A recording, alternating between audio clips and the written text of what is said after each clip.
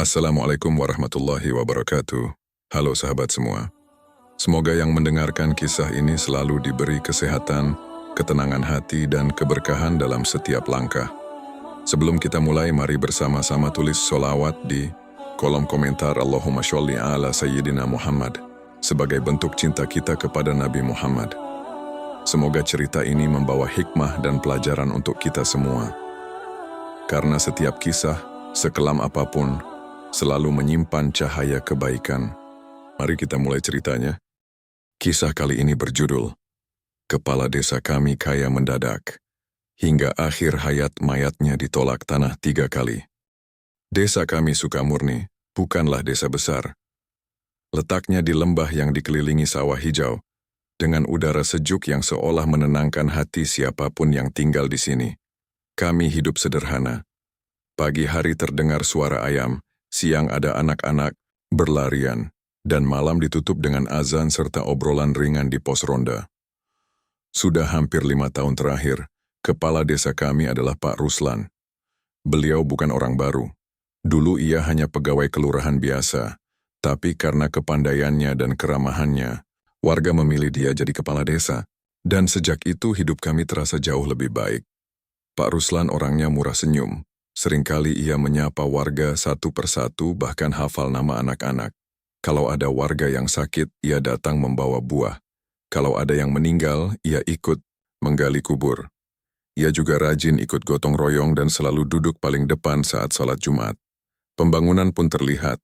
Jalan-jalan kecil di kampung kami yang dulunya becek sekarang sudah diaspal rapi.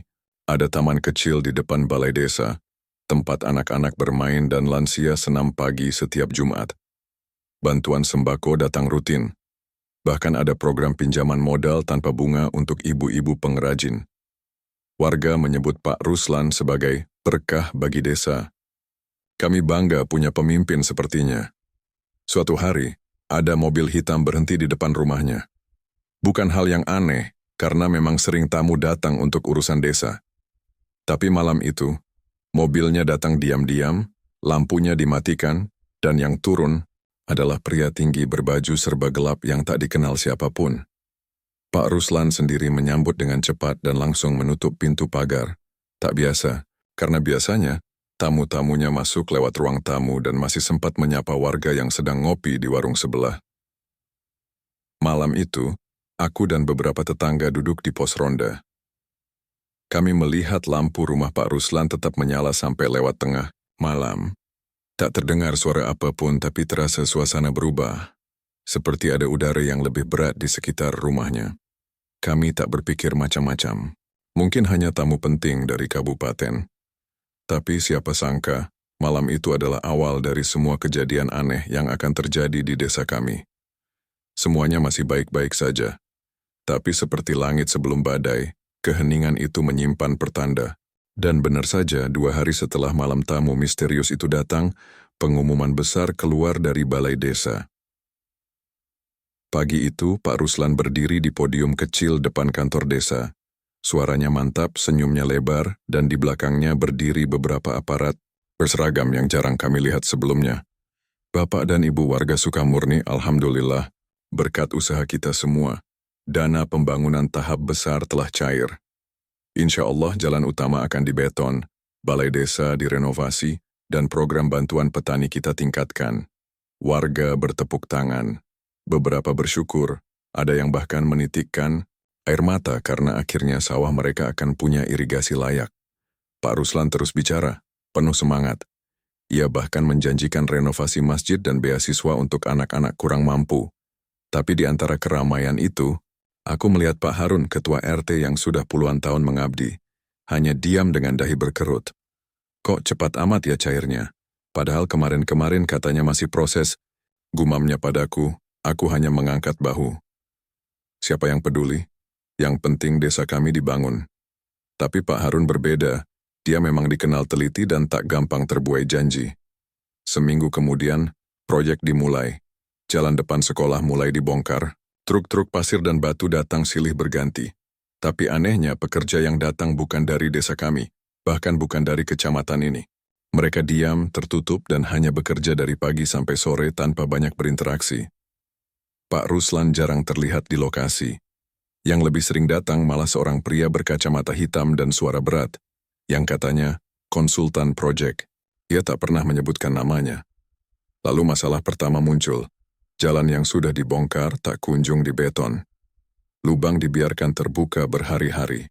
Beberapa warga jatuh, bahkan ada anak sekolah yang kakinya terkilir. Material berserakan dan bau semen menguar di udara, tapi tak ada pekerjaan berarti.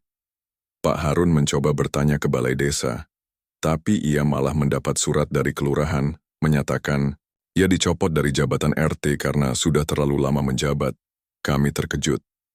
Tak pernah sebelumnya ada penggantian RT tanpa musyawarah warga. Warga mulai resah. Tapi setiap kali ada yang ingin protes, muncul petugas berseragam yang duduk, diam di warung, atau berkeliling desa dengan motor. Tak mengancam, tapi kehadiran mereka terasa seperti pagar tak kasat mata yang membuat kami takut bicara. Bu Ija, ibu pemilik warung, berkata pelan, "Dulu Pak Ruslan suka senyum. Sekarang matanya kosong, rumahnya makin besar, tapi auranya dingin. Suatu malam aku melintasi rumah Pak Ruslan sepulang ronda. Dari balik jendela yang temaram aku melihat anaknya, Rani, berdiri mematung menghadap dinding. Ia seperti sedang berbicara, tapi tak ada siapa-siapa di depannya. Aku memanggil, 'Pelen, Rani.' Ia tak menoleh, tapi aku mendengar bisikan kecil dari balik jendela, 'Bapak bawa sesuatu daring, tapi bukan buat kami.' Aku mundur perlahan. Hati ini mulai gelisah. Pembangunan memang sedang berlangsung. Tapi apa sebenarnya yang sedang dibangun? Dan apa yang sedang dihancurkan diam-diam di balik senyum seorang kepala desa? Pertanyaan itu terus mengganggu pikiranku, terlebih setelah kejadian malam itu. Aku mulai memperhatikan rumah Pak Ruslan dari jauh. Sejak proyek besar itu dimulai, rumahnya berubah drastis. Cat baru mengilap. Gerbang besi tinggi terpasang. Ada garasi baru dan mobil hitam yang dulu hanya sekali-sekali terlihat, kini parkir di sana setiap hari. Warga mulai membicarakannya. Tentu pelan-pelan, dengan suara yang diturunkan menjadi bisik. Katanya beli tanah di 4 dusun, ujar Bu Ija saat aku membeli kopi di warungnya. "Masya Allah, dari mana uangnya ya?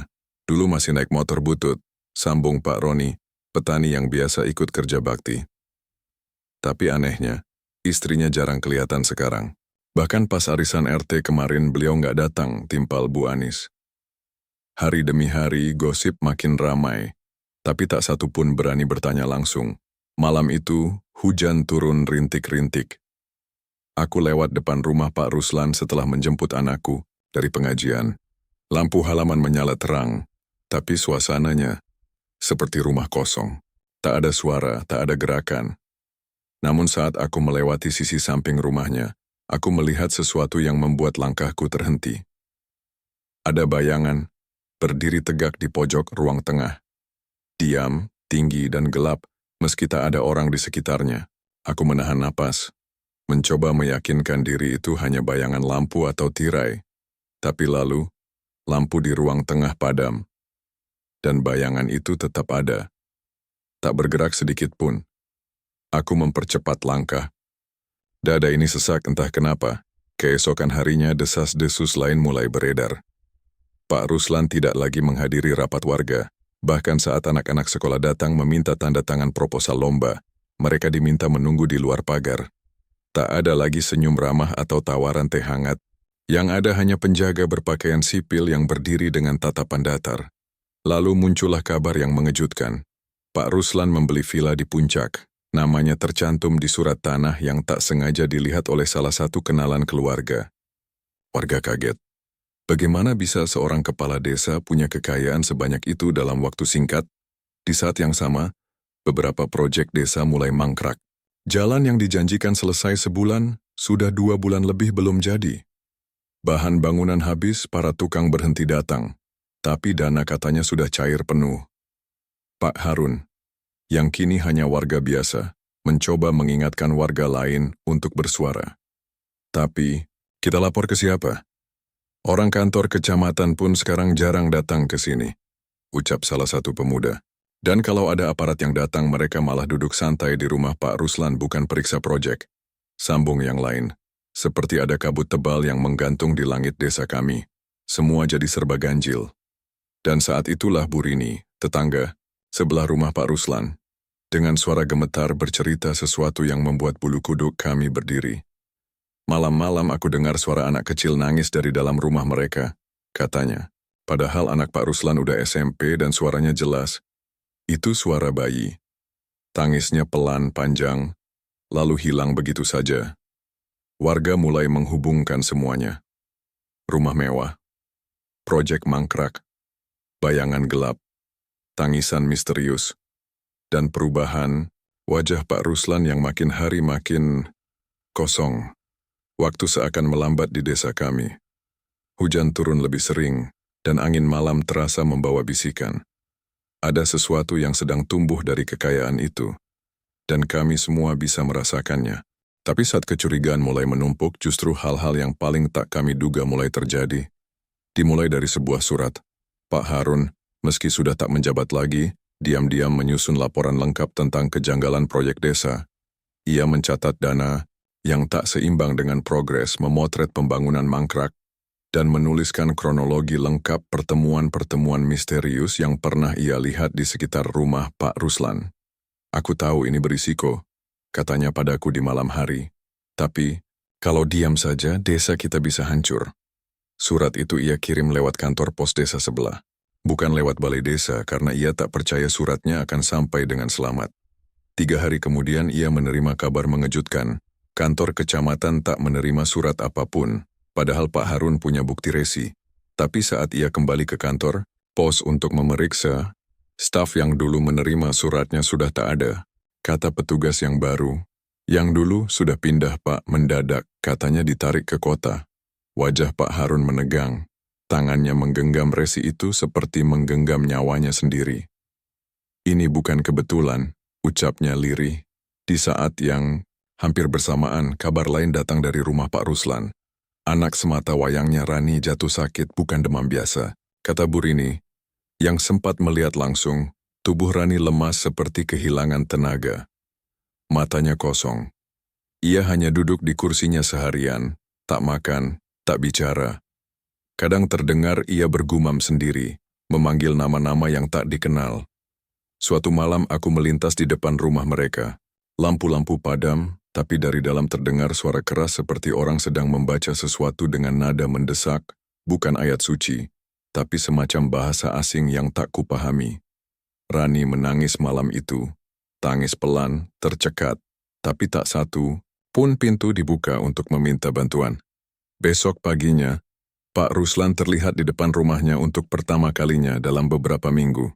Wajahnya pucat, kantung matanya gelap. Tapi yang paling mencolok adalah kalung aneh yang kini tergantung di lehernya. Terbuat dari kayu tua dan batu hitam kecil di tengahnya. Tidak pernah ia pakai sebelumnya. Ia hanya berdiri diam, memandangi sawah dari kejauhan. Seolah bukan sedang menikmati pemandangan tapi menunggu sesuatu atau seseorang. Warga hanya bisa berbisik-bisik. Bu Ijah bilang, anaknya itu, waktu kecil pernah kerasukan. Tapi katanya udah sembuh. Apa jangan-jangan sekarang kambuh lagi? Tapi aku tahu, ini bukan sekadar penyakit. Ada sesuatu yang masuk ke dalam rumah Pak Ruslan. Mungkin sejak malam tamu misterius itu datang. Sesuatu yang tumbuh, dan sekarang mulai menunjukkan giginya. Puncaknya terjadi ketika Pak Harun kembali dari luar desa dengan wajah panik. Ia membawa kabar bahwa di desa lain ada kejadian mirip. Kepala desa yang tiba-tiba kaya, lalu anaknya jatuh sakit misterius dan akhirnya kepala desanya menghilang. Yang tersisa cuma rumah kosong dan proyek tak selesai, kata Pak Harun gemetar. Dan sekarang, semua tanda-tandanya ada di depan mata kami. Tapi apa yang harus kami lakukan ketika kebenaran bahkan tak bisa dikirim lewat surat? Ketika yang sakit bukan hanya anak tapi seluruh nurani desa ini. Malam itu desa Sukamurni seperti ditutupi selimut ketakutan. Langit gelap, bulan tertutup awan, dan angin dingin datang membawa aroma tak biasa, seperti kayu basah dan bunga yang sudah lama layu. Aku tak bisa tidur. Entah kenapa, Perasaanku gelisah. Ada ketegangan yang menggantung di udara. Aku duduk di beranda rumah, memandangi jalanan lengang saat tiba-tiba, dug! Suaranya keras dan dalam, seperti kayu besar roboh. Aku berdiri spontan dan melihat ke arah sumbernya. Pagar rumah Pak Ruslan rubuh. Pagar besi yang baru saja ia bangun itu tak semestinya mudah runtuh, tapi kini tergeletak di tanah, bengkok seperti habis diterjang sesuatu yang besar. Anehnya, tak ada suara sebelumnya. Tak ada angin kencang. Tak ada truk. Hanya rubuh begitu saja. Beberapa warga juga keluar. Kami berdiri diam di ujung gang. Tak ada yang berani mendekat. Rumah Pak Ruslan gelap gulita. Tapi dari balik jendela, yang pecah separuh terdengar suara tertawa. Suara perempuan. Tapi bukan tawa bahagia. Itu tawa kecil, pelan, yang justru terdengar seperti ejekan dingin dari balik dunia yang tak kasat mata. Bu Rini menggenggam lenganku erat. Itu bukan suara ibunya Rani. Aku kenal suaranya. Itu bukan manusia. Keesokan harinya, pagar yang rusak sudah berdiri kembali. Tidak ada tukang yang terlihat bekerja malam itu, tapi entah bagaimana semuanya rapi seperti tak terjadi apa-apa. Pak Ruslan pun muncul di balai desa pagi itu. Ia kembali berbicara kepada warga, tapi suaranya datar, seperti membaca naskah tanpa emosi. Pembangunan akan dilanjutkan. Mohon kerjasamanya. Jangan percaya isu-isu yang tidak jelas asalnya. Warga hanya diam. Tak ada yang bertanya, tak ada yang menyela. Seolah-olah suara tawa malam itu telah mencabut keberanian kami. Tapi ketakutan bukan satu-satunya yang tumbuh. Kecurigaan juga ikut mekar. Pak Harun kembali bergerak diam-diam. Ia mulai mengajak beberapa pemuda untuk memeriksa tumpukan material proyek yang terbengkalai. Dan di salah satu gudang kosong mereka menemukan sesuatu yang tak masuk akal. Tumpukan karung semen yang masih utuh. Di dalamnya bukan semen, tapi tanah merah dan jerami. Ada juga potongan bambu yang diikat rapi, dan seutas kain putih panjang yang sudah menguning. Itu bukan perlengkapan bangunan. Itu seperti perlengkapan ritual. Malam harinya, seorang warga yang tinggal dekat rumah Pak Ruslan mendengar suara langkah kaki di atap rumahnya. Ia mengira maling, lalu naik ke loteng untuk memeriksa, tapi tak ada siapapun. Justru, di tengah loteng yang kosong, ia menemukan boneka kecil dari tanah liat dengan nama Rani tergores di punggungnya.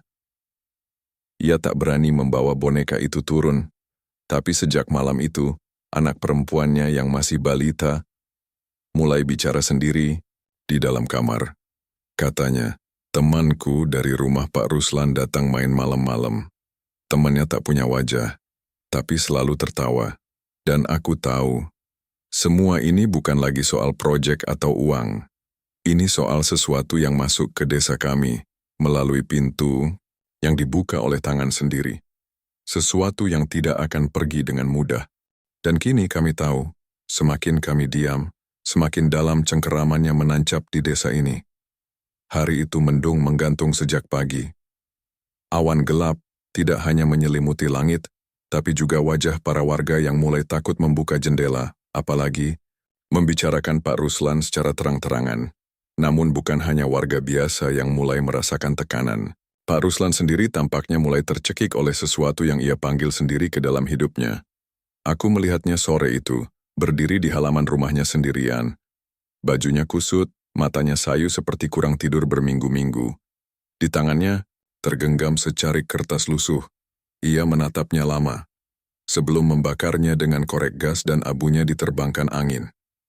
Tak lama setelah itu terdengar kabar, anaknya, Rani, menghilang. Bukan kabur. Bukan diculik, tapi benar-benar hilang. Seperti lenyap tanpa jejak dari dalam kamarnya sendiri. Kamar itu terkunci dari dalam, jendela tak terbuka, tapi Rani tidak ada di dalam.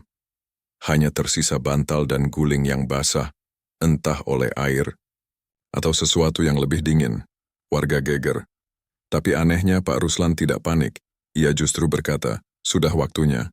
Kalimat yang tidak seharusnya keluar dari mulut seorang ayah yang kehilangan anaknya. Pak Harun segera mendatangi rumahku malam itu. Ini bukan sekadar korupsi biasa, Nak. katanya dengan suara pelan tapi penuh tekanan. Aku tahu ini gila, tapi sepertinya Rani adalah tumbal terakhir. Aku hanya bisa menatapnya, tak tahu harus percaya atau menertawakannya. Dulu aku pernah dengar cerita soal ini, lanjutnya. Ada ritual yang dilakukan orang tertentu untuk mencapai kekayaan luar biasa, tapi syaratnya berat. Mereka harus menyerahkan sesuatu yang paling mereka cintai. Dan di kepala kami, hanya satu nama yang muncul. Rani. Besoknya ada pertemuan mendadak di balai desa. Aneh sekali, karena selama ini Pak Ruslan selalu menghindari keramaian. Tapi kali ini, ia sendiri yang memanggil seluruh warga. Ruang rapat penuh. Semua diam. Pak Ruslan berdiri di depan mimbar, sendirian, dengan wajah yang tak lagi bisa disebut ramah. Ia tak membuka pertemuan dengan salam atau sapa. Ia hanya berkata, "Terima kasih sudah datang. Saya ingin mengumumkan bahwa per 1 bulan ke depan, saya akan mengundurkan diri sebagai kepala desa." Seisi ruangan gempar, tapi sebelum ada yang bisa menanggapi, ia melanjutkan dengan suara berat. "Dan, saya mohon, jangan mencari Rani lagi. Dia sudah pergi ke tempat yang lebih baik." Tak lama setelah itu, malam-malam di desa makin sunyi. Tapi di kesunyian itulah, suara-suara aneh justru mulai terdengar makin sering. Tawa lirih dari sawah kosong. Suara langkah kaki di genteng. Bau dupa yang terbawa angin. Padahal tak ada rumah yang sedang membakar apapun. Aku tak bisa diam lagi. Bersama Pak Harun dan 3 warga lain, kami memutuskan untuk menyelidiki ruang bawah rumah Pak Ruslan. Sebuah gudang kecil yang selama ini tertutup rapat, dan kabarnya, dulunya hanya tempat penyimpanan alat tani. Dengan alasan membantu pemindahan barang karena ia hendak pindah, kami mendekati rumahnya. Tapi sesampainya di sana, kami tidak menemukan Pak Ruslan. Yang ada hanya pintu gudang tua yang terbuka sedikit, seperti sengaja menunggu untuk dibuka lebar-lebar. Kami masuk, dan di dalam, kami melihat lukisan. Bukan lukisan biasa, tapi lukisan wajah Rani, tergantung di dinding, dengan mata tertutup kain hitam dan seutas benang merah, tergantung dari mulutnya ke lantai. Di bawahnya, ada altar kecil yang terbuat dari batu bata dan sesajen kering. Dan, di pojok ruangan, tergurat simbol yang membuat kami semua mundur 1 langkah. Simbol itu bukan dari bahasa manusia, tapi terasa seperti sedang melihat mata yang terbuka dari balik dinding. Pak Harun berkata pelan, "Kita sudah terlalu dalam, tapi kita masih bisa memilih. Kini, pilihannya tinggal 2, membongkar semuanya, atau membiarkannya terus tumbuh, sampai seluruh desa ini jadi tumbalnya. Kami tidak bisa membiarkannya." Malam itu juga, kami berempat mengusulkan pertemuan rahasia dengan para sesepuh desa. Bukan di balai desa, tapi di surau kecil dekat pemakaman lama. Di sanalah biasanya warga mencari petunjuk saat menghadapi sesuatu yang tak bisa dijelaskan dengan logika. Pak Harun membawa bukti-bukti, foto altar, simbol aneh, dan rekaman suara yang tak sengaja terekam saat kami masuk ke gudang. Suara tawa perempuan, diselingi isakan anak kecil. Pak Kiai yang selama ini lebih banyak diam akhirnya angkat bicara. Suaranya berat dan pelan. "Aku sudah lama mencium bau ini, tapi dulu aku memilih diam. Karena yang menyebarkan kabut ini adalah orang yang paling kami percaya. Ia menatap kami dalam-dalam, lalu menghela napas. Tapi sekarang, saat kabutnya makin tebal dan mulai menyentuh anak-anak kita, aku tak bisa tinggal diam. Besok, aku akan temui Pak Ruslan sendirian dan minta dia jujur." Pagi harinya, kabar tersebar cepat. Pak Ruslan datang ke surau dan berbicara 4 mata dengan Pak Kiai. Tak ada yang tahu isi pembicaraannya, tapi sejak saat itu Pak Ruslan tak pernah keluar rumah lagi. 3 hari kemudian, langit gelap seperti malam walau masih siang. Warga terkejut saat mendengar pengumuman mendadak, Pak Ruslan meninggal dunia. Tak jelas sebabnya, kata Bu Rini yang melihat langsung. Ia ditemukan di ruang tamunya sendiri, duduk bersandar seperti sedang tidur. Di pangkuannya tergenggam foto Rani yang sudah kusam dan sobek setengah. Di lehernya, Kalung batu hitam yang dulu pernah ia pakai sudah retak jadi dua. Prosesi pemakaman berlangsung sederhana, tapi yang terjadi di sana tidak ada yang bisa melupakan. Saat jenazah Pak Ruslan diturunkan ke liang lahat, tanahnya menolak. Bukan dalam arti kiasan, tapi sungguh-sungguh, tanahnya tak bisa digali dalam. Setiap cangkul menyentuh tanah, pasirnya menolak menurun. Entah mengapa, galian itu selalu longsor kembali ke atas. Seakan ada sesuatu di bawah sana yang menolak menerima tubuh itu. Warga mulai gelisah, tapi tetap mencoba. Dan saat akhirnya liang berhasil digali, dan jenazah diturunkan, 3 kali tali pengikatnya putus sendiri. 3 kali tanah runtuh menutup sebagian sebelum waktunya. Lalu, terdengar suara dari arah makam tua di ujung pekuburan. Pelan, serak, seperti anak kecil yang menangis dan tertawa dalam waktu bersamaan. Tak ada satu pun yang berani menoleh ke sana. Akhirnya, atas izin keluarga, jenazah Pak Ruslan dipindahkan ke pemakaman luar desa. Tapi bahkan di sana, prosesi pemakaman dilakukan tanpa warga, tanpa doa, tanpa suara. Pak Harun yang ikut mengantar hingga keluar desa hanya berkata pelan saat pulang, "Itu bukan pemakaman, itu pengasingan." Dan sejak hari itu tak ada lagi yang berani menyebut nama Rani. Bahkan dalam doa, kami pikir semuanya akan berakhir setelah itu. Tapi ternyata pengakuan terakhir Pak Ruslan yang ia titipkan lewat surat kepada Pak Kiai belum dibuka. Dan di dalam surat itu, ada satu permintaan yang membuat kami semua terdiam. Jika suatu hari anakku muncul kembali, jangan dibawa pulang. Ia bukan lagi anakku.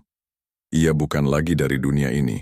Kami membaca surat itu berulang kali, berharap ada penjelasan logis yang tersembunyi di balik kata-katanya. Tapi tak ada. Kalimat itu seperti garis pemisah antara yang dulu kami kenal dan yang kini datang kembali. Dan tepat malam itu, kabut datang lebih awal dari biasanya. Kabut tebal turun dari arah hutan belakang desa, menyusup ke ganggang kecil, menyelimuti rumah-rumah warga. Udara jadi lembab, dan jarak pandang hanya sekitar 5 langkah kaki. Tak ada angin, tak ada suara binatang malam, sunyi, tapi berat. Lalu, terdengar suara ketukan pelan. 3 kali. Di pintu rumah Pak Ruslan yang kini kosong. Aku sedang melintasi gang itu hendak menuju warung Buleman saat mendengar ketukan tersebut. Rasa penasaran mendorong kakiku untuk mendekat, dan di sana di balik kabut yang menipis perlahan, kulihat seorang anak perempuan berdiri, rambutnya panjang, mengenakan baju putih lusuh.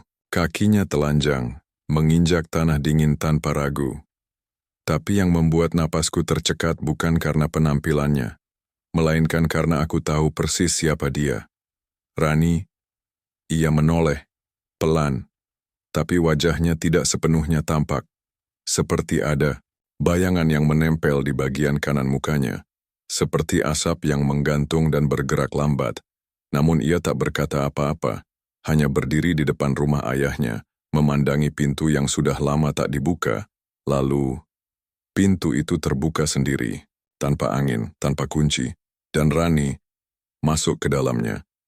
Begitu saja, keesokan harinya warga gempar lagi, bukan hanya karena kabar tentang kemunculan Rani yang menyebar seperti api, tapi karena sejumlah tanaman di ladang mulai membusuk tanpa sebab. Padi menghitam, pohon pisang roboh sendiri, dan anehnya, semua itu hanya terjadi di lahan milik warga. Yang dulu ikut dalam proyek Pak Ruslan, Pak Harun mengajak kami menyusun rencana. Kita tak bisa membiarkan ini terus membesar, katanya. Kalau memang dia kembali, kita harus tahu siapa atau apa yang sebenarnya ada dalam tubuh anak itu. Malam berikutnya kami memberanikan diri mendekati rumah Pak Ruslan. Tapi, rumah itu kini berbeda. Jendelanya tertutup rapat meski tak ada tirai. Dindingnya mulai ditumbuhi jamur hijau. Dan di bagian belakang, asap tipis keluar dari sela-sela genteng. Berbau seperti dupa yang dibakar terlalu lama. Kami mengetuk pintu. Sekali. 2 kali, tak ada jawaban. Namun saat kami hendak pergi, Terdengar suara dari balik pintu. Kalian sudah dipanggil, kenapa masih mengetuk? Suaranya kecil, tapi jelas. Kami saling pandang. Lalu perlahan, pintu terbuka sendiri, rumah itu kosong. Tidak ada perabot, tidak ada lampu menyala, tapi di tengah ruangan ada boneka kecil dari tanah liat. Boneka itu mengenakan pita merah, sama persis seperti yang dulu sering dipakai Rani di sekolah. Dan di sekeliling boneka itu ada lingkaran, garam serpihan kaca kecil, dan 5 helai rambut yang ditaruh dalam cawan tembikar. Aku menunduk, menahan gemetar. Itu bukan sekadar simbol, itu undangan. Undangan untuk sebuah perjanjian baru yang belum tentu bisa dibatalkan. Kami pulang malam itu dengan hati berat. Tapi sesampainya di rumah, ibuku berkata lirih, tadi sore ada anak perempuan yang berdiri di depan pagar. Dia tanya, bolehkah Rani menginap malam ini? Aku tak bisa menjawab, karena yang ditanya pun kini tak tahu lagi. Apakah Rani benar-benar kembali, atau hanya bayangan dari masa lalu yang tertinggal di tengah kabut? Pertanyaan itu terus bergema di kepalaku, seolah menolak pergi bahkan saat aku mencoba memejamkan mata. Suara ibuku tadi sore kembali terngiang di benakku. Bolehkah Rani menginap malam ini? Tapi kami tahu, itu bukan Rani. Atau, bukan Rani. Yang dulu Pak Harun segera bertindak. Ia mengumpulkan beberapa warga kepercayaan dan memanggil Pak Kiai untuk memimpin satu malam doa bersama. Tujuannya bukan untuk mengusir atau melawan, tapi memohon perlindungan. Karena semakin kami menentang, semakin jelas bahwa kekuatan ini tak bisa dihadapi dengan keberanian saja. Doa akan dilakukan tengah malam di pelataran rumah Pak Ruslan yang sudah kosong, tempat semuanya dimulai. Jam menunjukkan pukul 11.47 malam. Kami berkumpul dalam lingkaran kecil, diterangi obor yang mulai goyah oleh angin yang tak jelas dari mana datangnya. Pak Kiai memimpin dengan suara lirih tapi mantap. Di tengah doa udara tiba-tiba berubah. Langit menjadi kelabu pekat. Kabut turun dengan cepat, menelan halaman rumah dalam sekejap. Obor pertama padam, disusul yang kedua. Kemudian terdengar langkah, kaki kecil dari dalam rumah, pelan, teratur. Seolah seseorang berjalan tanpa ragu, menuju kami yang sedang bersimpuh. Lalu suara itu kembali terdengar. Kenapa kalian mendoakan sesuatu yang sudah dipilih? Semua yang hadir membeku. Satu per satu mereka membuka mata. Dan di ambang pintu rumah Pak Ruslan Rani berdiri. Atau sesuatu yang menyerupainya. Tapi kini wajahnya terlihat jelas. Separuh tampak seperti dulu. Polos, tenang, manis. Tapi separuh lainnya retak. Seperti topeng tanah liat yang hancur sebagian. Di balik retakan itu, tampak lubang hitam yang seperti menghisap cahaya. Dan dari lubang itu muncul asap tipis yang melayang naik, lalu membentuk wajah Pak Ruslan. Ia tersenyum, bukan senyum bahagia, tapi senyum seseorang yang telah mengorbankan segalanya dan tidak menyesal. Pak Kiai berdoa lebih keras, tapi suaranya mulai serak, nafasnya tercekat, dan tiba-tiba, semua api padam, gelap total. Satu-satunya cahaya hanya datang dari mata Rani yang kini menyala samar seperti bara. Kalian tak bisa membatalkan apa yang sudah selesai, katanya datar. Tapi kalian bisa memilih, apakah ingin ikut atau pergi. Seketika, tubuhku kaku. Tapi aku melihat Pak Harun perlahan berdiri. Ia mendekati Rani, dengan tangan gemetar, tapi penuh keyakinan. Aku tahu kau bukan Rani, katanya pelan. Tapi aku tahu Rani masih bisa mendengar ini. Ia menggenggam sesuatu dari saku bajunya. Pita merah kecil. Kau pernah menangis karena pita ini hilang. Kau marah saat ayahmu membuangnya karena dianggap kotor. Tapi kau bilang, aku suka, karena ini dari ibu. Untuk sesaat, bayangan hitam di wajah Rani memudar. Dan dari mulutnya, terdengar, isakan kecil. Pak, tolong aku. Tapi belum sempat kami meraih tangannya. Kabut meledak, seperti badai yang menyerbu dari segala arah, memutar dengan suara jeritan yang tak berasal dari satu mulut. Kami terpental, pingsan, tak tahu apa yang terjadi selanjutnya. Pagi harinya aku terbangun di halaman surau bersama beberapa warga. Tapi tak ada Pak Harun, tak ada Rani, Dan saat kami kembali ke rumah Pak Ruslan, rumah itu sudah rata dengan tanah. Bukan roboh, tapi seperti menghilang, menyisakan bekas tanah gosong yang masih mengepul pelan. Tak ada satu pun bekas kayu. Tak ada abu. Hanya pita merah tergeletak di tengah puing hangus. Dan 3 jejak kaki kecil yang mengarah ke arah hutan, lalu menghilang di tengah rerumputan basah. Warga desa kembali ke kehidupan mereka, tapi tidak benar-benar sama. Ladang-ladang, pulih perlahan. Suara burung kembali terdengar, tapi nama Rani tak pernah disebut lagi. Bahkan anak-anak kecil seperti tahu secara naluriah untuk tidak menanyakan siapa anak perempuan yang pernah tinggal di rumah ujung gang itu. Kami tahu, semuanya belum sepenuhnya berakhir. Tapi kami bersyukur, untuk malam itu, doa kami cukup kuat untuk membawa 1 jiwa kembali. Meskipun harus dibayar dengan menghilangnya 1 jiwa lainnya. Karena tanah menyimpan lebih dari sekadar jasad. Ia menyimpan cerita, dan tidak semua cerita ingin digali kembali. Sudah 2 bulan berlalu sejak malam penuh kabut itu. Warga desa mencoba kembali hidup seperti biasa. Kami membajak sawah, membuka warung, menjemur padi. Tapi dalam diam, semua tahu, ada hal yang tidak akan pernah sama lagi. Rumah Pak Ruslan telah benar-benar hilang dari peta, tak ada jejak pondasi. Tanahnya menghitam dan keras seperti batu meski tak pernah disentuh api. Bahkan rumput pun menolak tumbuh di sana. Pita merah yang kami temukan saat itu kini disimpan di surau. Tidak sebagai pusaka, tapi sebagai pengingat bahwa keserakahan walaupun dibungkus kemajuan selalu menyisakan jejak. Pak Harun tak pernah kembali.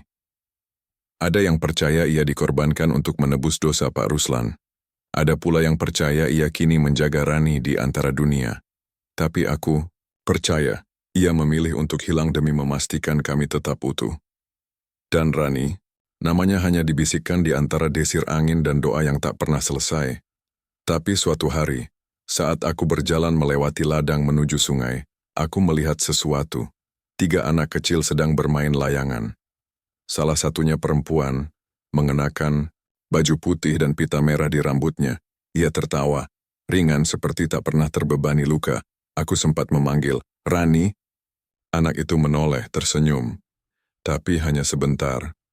Kemudian angin kencang berhembus, dan ketiganya menghilang di balik kabut tipis, seperti embun pagi yang tak sempat disentuh matahari. Hari pemakaman Pak Ruslan dulu menjadi kenangan yang masih dibicarakan dalam bisik-bisik. Bagaimana tanah menolak jasadnya 3 kali. Bagaimana hujan turun hanya di atas liang lahatnya, padahal langit di sekitarnya cerah. Seorang tetua desa pernah berkata lirih, kalau tanah bisa bicara, mungkin ia akan menjerit menolak menelan orang yang mengikat dirinya dengan keserakahan. Dan aku percaya, tanah memang bicara. Lewat kegersangan, lewat kabut, lewat anak-anak yang tak pernah tumbuh dewasa. Lewat mimpi-mimpi kami, yang kadang masih menampilkan sosok Pak Ruslan, berdiri di pinggir desa, memegang cangkul, tapi tak bisa menanam apapun. Kini, desa kami lebih hati-hati. Kami tak lagi tergiur proyek besar yang menjanjikan kekayaan cepat. Kami memilih lambat tapi selamat.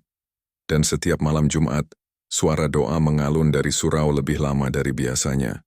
Bukan karena takut, tapi karena kami tahu apa yang datang dari tanah akan kembali ke tanah.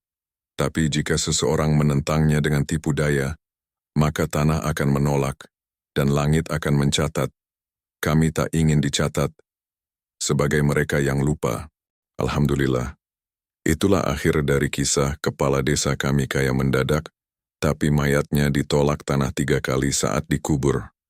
Semoga dari cerita ini, kita bisa mengambil hikmah bahwa harta yang didapat dengan cara tak halal hanya akan membawa petaka bukan berkah.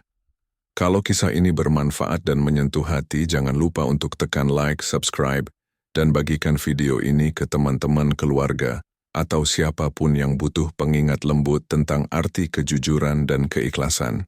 Sampai jumpa di kisah penuh makna berikutnya. Wassalamualaikum warahmatullahi wabarakatuh.